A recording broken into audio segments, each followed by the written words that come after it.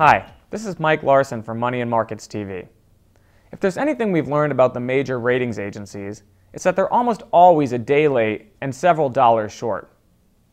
In the early 1990s, they failed to downgrade or adequately warn about ailing life and health insurance companies until it was way too late.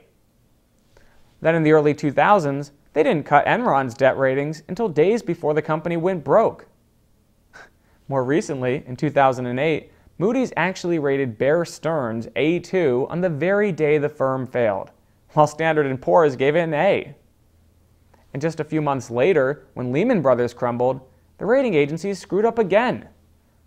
On the very morning the giant investment bank collapsed, Moody's still gave it a rating of A2, S&P gave it an A, and Fitch gave it an A+. Finally, we all know that the agencies blessed billions and billions of dollars worth of crappy mortgage securities with tip-top AAA ratings.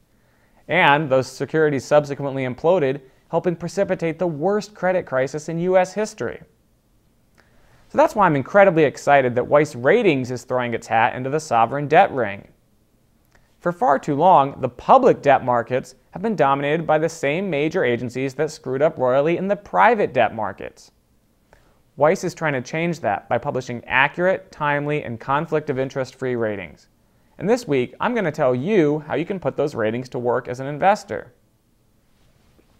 The Weiss sovereign debt ratings can help guide your investing strategy, just as our ratings on financial institutions and stocks do.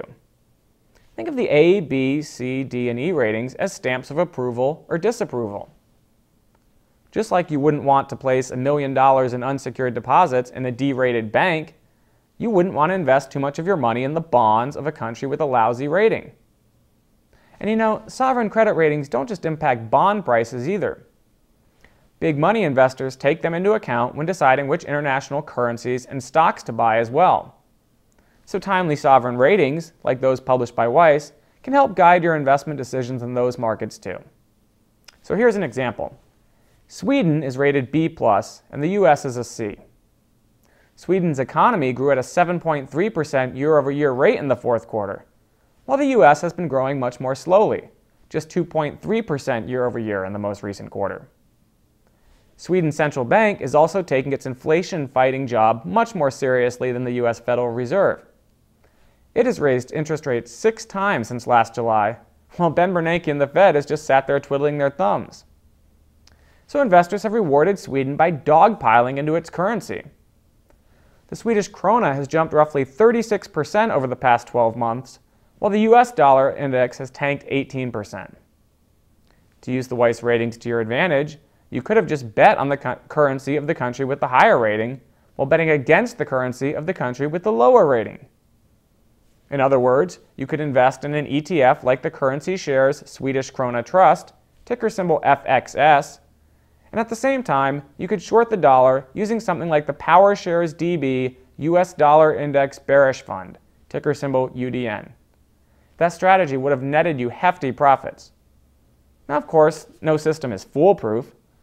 Other factors influence the price of sovereign bonds, currencies, and equities, and you have to take them into consideration too.